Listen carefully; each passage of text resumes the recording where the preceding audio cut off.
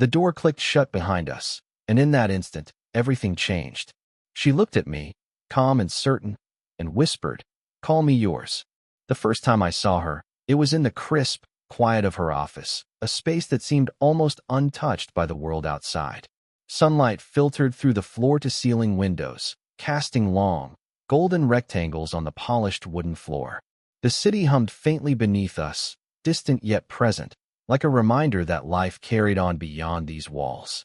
I remember feeling immediately out of place, a young man stepping into a domain ruled by someone whose presence demanded attention without ever raising her voice. She was sitting behind her desk, reviewing a stack of papers with meticulous care.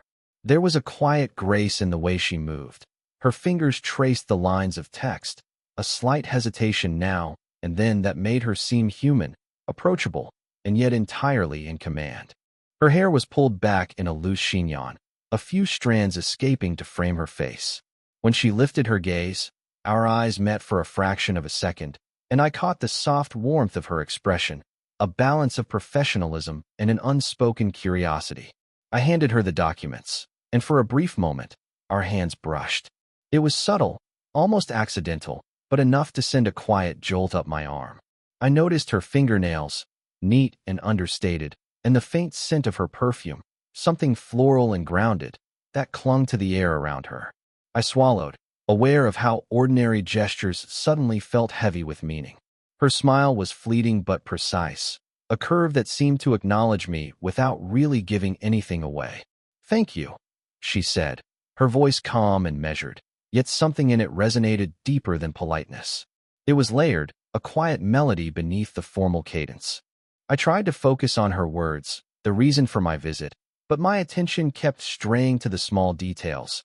The way her cheek caught the light, the subtle way her shoulders relaxed when she thought no one was watching, the quiet strength in her posture that spoke of years of experience, of battles fought and won in rooms like this one. I felt a strange mixture of admiration and hesitation. She was older, confident, and undeniably attractive in a way that wasn't loud or flashy, but deliberate, refined.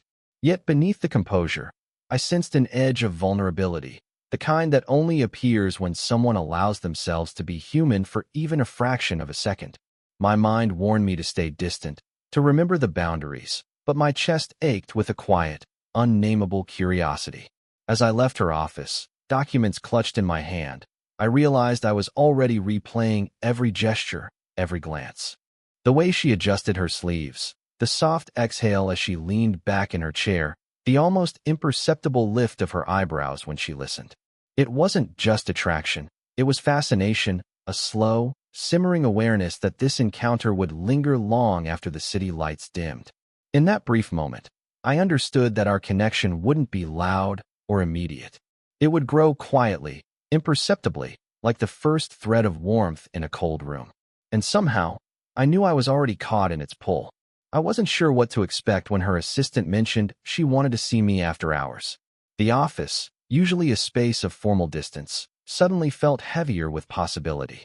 My footsteps echoed lightly in the corridor, and each step seemed amplified by the quiet anticipation thrumming in my chest. When I reached her office, she was already there, standing by the window, the city lights spilling across her silhouette like a private stage. The door clicked shut behind me, a simple sound, but it carried weight, finality, and intimacy all at once.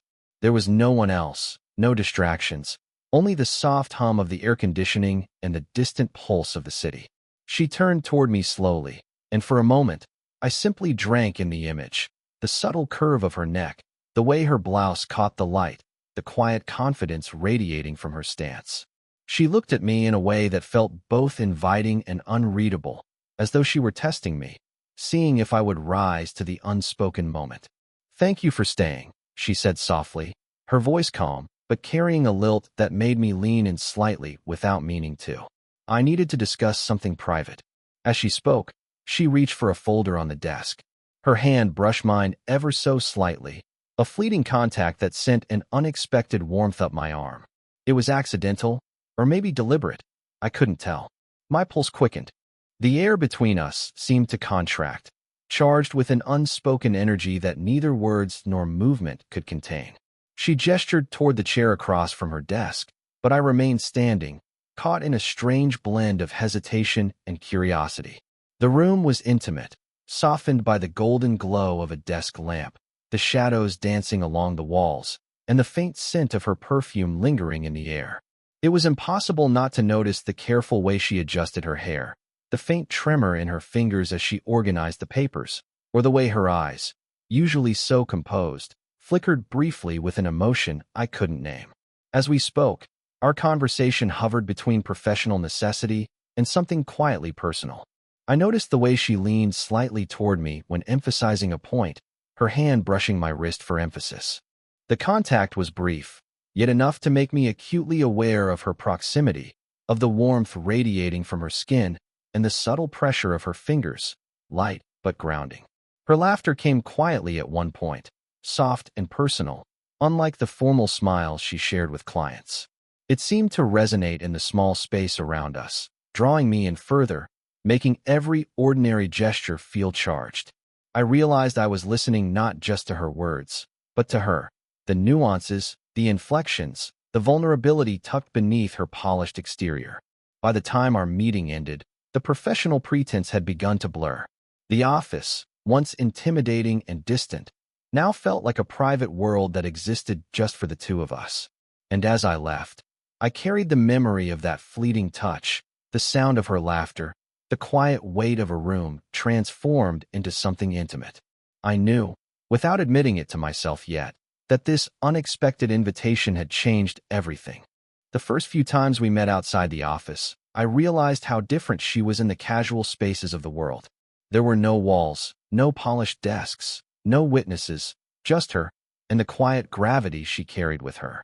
One evening, she suggested a walk through the tree-lined streets near her apartment, the city soft and dim around us. The streetlights cast warm halos on the pavement, and the air smelled faintly of rain lingering from an earlier drizzle.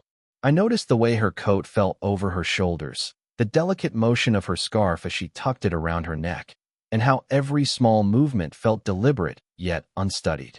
We walked side by side, neither of us speaking much at first, and the silence was not uncomfortable. It was a presence in itself, a shared space that felt strangely intimate. I found myself attuned to her in ways I hadn't been before. The subtle tap of her shoes against the pavement, the slight tilt of her head when she observed the city lights, the soft exhale when she laughed at something fleeting in the conversation.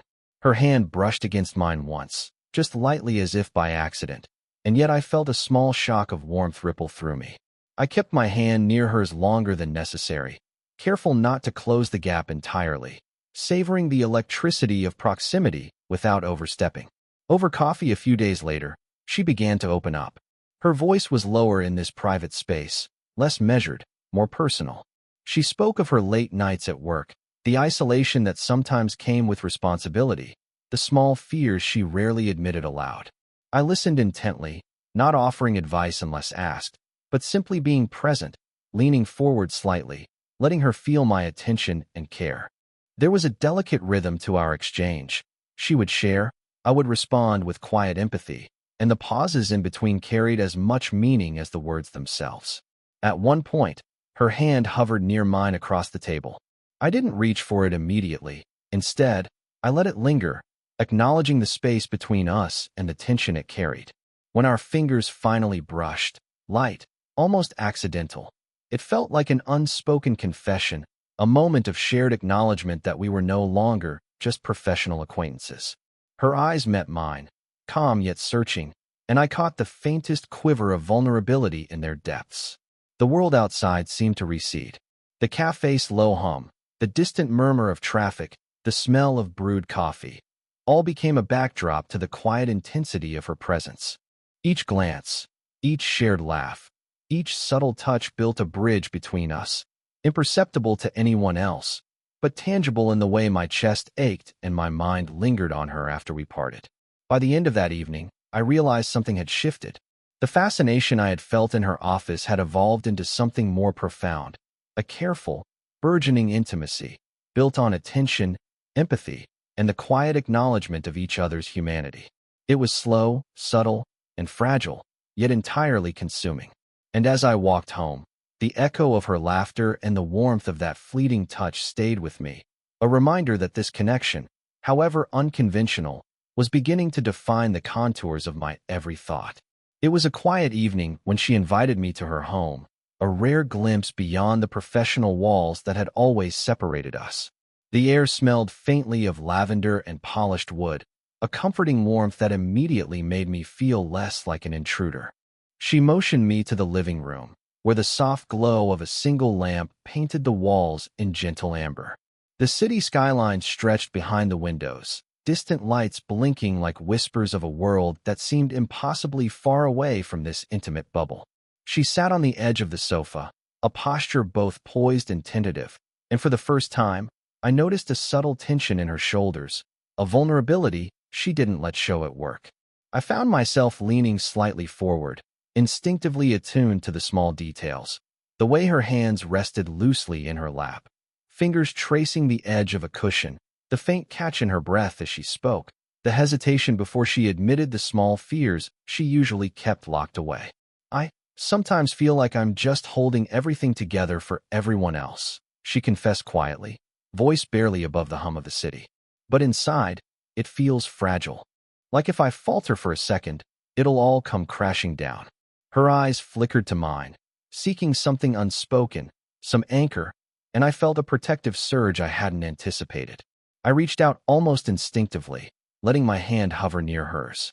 When our fingers touched, light and tentative, it was more than a gesture. It was reassurance, a silent promise that she wasn't alone. The warmth of her skin pressed against mine, fleeting yet grounding, and I felt the weight of her trust settle between us. She didn't pull away, not immediately. Instead, she allowed the contact, her fingers curling slightly around mine, subtle but unmistakable. Her gaze met mine, vulnerable yet searching. Sometimes I wonder if I'm asking too much from myself, from the people around me, she admitted, her voice trembling just slightly. The confession wasn't dramatic, but the quiet honesty struck deeper than any grand gesture ever could. I sensed the walls she maintained at work had crumbled, even if just a little, revealing the human beneath the confident exterior. I spoke softly, letting my words fill the spaces she hadn't yet named. You don't have to hold it all alone. Not with me. My thumb brushed over the back of her hand in a small, deliberate circle. She exhaled softly, a sound that carried both relief and something heavier, something I couldn't yet name. The tension in the room shifted, fragile, electric, and intimate. For the first time, the space between us felt alive with possibility. The subtle brush of fingers, the shared glances, the quiet acknowledgement of fear and care, all of it layered together into something delicate and powerful. It was a moment that couldn't be labeled, yet it demanded recognition. As I left that evening, the memory of her vulnerability lingered like a soft hum in my chest. I realized I wasn't just drawn to her confidence anymore. I was tethered to her quiet, unguarded moments, the fragments of humanity she allowed me to see. And somewhere, deep down, I understood that this fragile intimacy was only the beginning of something neither of us could yet name, but both were already feeling. I remember the sound of the door before I noticed anything else. The soft click echoed like a heartbeat, final and deliberate, and suddenly the room felt impossibly small, charged with an energy I hadn't anticipated. We were alone, the city beyond the windows distant and irrelevant, and every instinct in me screamed that something was about to shift, quietly but irrevocably. She turned to face me fully, the warm glow of the desk lamp catching the line of her jaw and the subtle curve of her neck. Her eyes, calm and composed moments ago, now held a depth that made my chest tighten, a mixture of certainty and invitation, something I had not dared to hope for. The words that followed were soft, deliberate. Call me yours. Time slowed in that moment. I felt the weight of the room, the subtle shift of air as she stepped slightly closer. Her hand reached out, brushing against my shoulder, a casual, almost accidental touch that sent a jolt through me. The warmth of her skin against mine, the faint pressure, the steady beat of her pulse under my fingers, anchored me in a way I hadn't expected. Her voice was low, intimate, and carried an authority that made the words both a command and a confession. Yours, she repeated, letting the syllable linger between us. I felt the quiet intensity of her presence, the subtle sway of her body, the soft inhale as she watched my reaction, the deliberate way her gaze held mine without blinking. I wanted to speak, to explain the surge of emotion twisting in my chest, but the words caught somewhere between thought and voice. Instead, I focused on the small, electric details, the gentle curve of her hand resting against the edge of my chest, the faint scent of her perfume enveloping me like a memory, the way her proximity seemed to pull at something deep inside me that I had barely acknowledged until now. She tilted her head slightly, just enough for her hair to brush my cheek. It was a subtle gesture, a quiet grounding, and yet it carried a weight of intimacy that was impossible to ignore. I noticed the faint trembling of her fingers when they lingered near mine, the soft inhale that followed each word, the careful balance of vulnerability and control she maintained in every movement. For a long moment, we simply stood there, connected by the silence, the touches, the unspoken understanding that something had changed between us. The city lights outside flickered, distant and irrelevant, as if the world had shrunk to the space between her and me. Every glance, every shallow inhale, every brush of skin carried the quiet confession of desire, tempered by restraint and respect. When I finally found my voice, it was soft, almost reverent. I don't know what to say. She smiled, a subtle curve of her lips that spoke volumes. Then don't say anything. Just be here. In that moment, I realized that the door was more than a literal barrier. It was the threshold to something fragile, electric, and entirely ours, a quiet surrender to the tension that had been building for weeks. And as I stood there, feeling the warmth of her hand, the closeness of her presence, and the weight of her words, I knew that everything had changed. From that moment, nothing would ever feel ordinary again. After that night in her office, something unspoken settled between us. It wasn't dramatic or explosive. It was quieter, warmer, a gentle acknowledgement that we had crossed a line, but one that felt entirely natural. The intimacy we shared wasn't in words, but in gestures, in moments of presence that spoke louder than any declaration. One afternoon, she invited me again, this time to her apartment under the pretense of reviewing documents together. But the atmosphere was different. The air felt softer, the light warmer.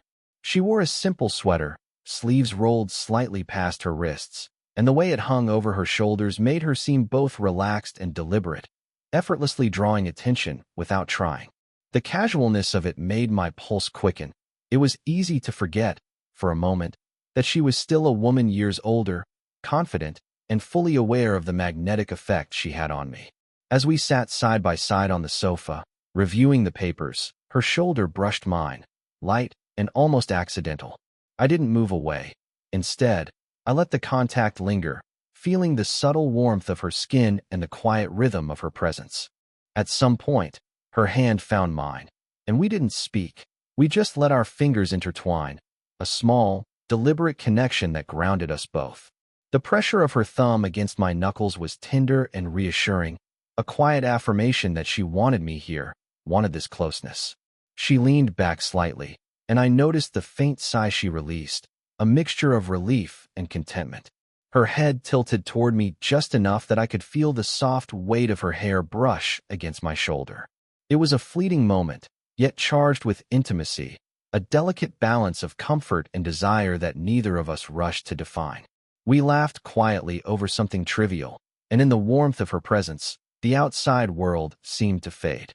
Her eyes met mine across the papers, lingering longer than necessary, and I felt the full weight of her attention. It wasn't about flirtation or seduction. It was about recognition, about acknowledgement of what had been growing between us. The subtle touches, the shared glances, the gentle shifts of posture, each carried a message without a word. When she rested her head briefly against my shoulder as we discussed a minor detail in the documents, I felt the steady pressure of her presence, the quiet heartbeat against my chest. It wasn't dramatic. It didn't need to be. It was intimate, grounding, and profoundly satisfying. I realized then that love didn't always announce itself with fireworks.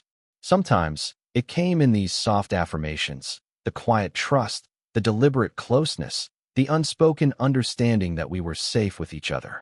By the time I left, I carried the warmth of her hand, the subtle brush of hair against my shoulder, and the echo of our shared laughter. Each gesture lingered in my mind, a reminder that this connection was no longer tentative. It was becoming a steady, quiet force in both our lives. And even though the world outside remained unchanged, inside me, everything had shifted. We were no longer just drawn to each other. We were beginning to belong to each other in ways that were gentle, deliberate, and profoundly real. It was on a rooftop at sunset, the city sprawling beneath us like a tapestry of lights and distant hums, that everything finally felt complete. The warm glow of the sun bathed the two of us in soft gold, turning ordinary moments into something extraordinary. We stood together, close enough that I could feel the faint rhythm of her breathing, the subtle warmth of her presence pressing against mine. She let her hand rest on my chest, light but deliberate, as if to anchor herself and me in that quiet, suspended space. I felt the steady pulse beneath her palm, a calm and reassuring beat that mirrored the tentative steadiness of my own heart. Her eyes met mine, searching, gentle, and full of unspoken gratitude. It was as if she were letting me see all of her, not just the confident lawyer, but the woman who had allowed herself to trust, to hope, to feel. For a long moment, neither of us spoke. The silence wasn't empty. It was full of acknowledgement, of shared history, of the tension that had built over weeks and months, now finally given shape and weight. The air around us carried a faint breeze, rustling her hair against my cheek, and I found myself leaning slightly toward her, not out of urgency, but out of a deep desire to simply exist in the same space.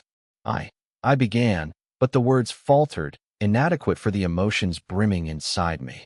Instead, I lifted my hand, brushing a loose strand of hair behind her ear.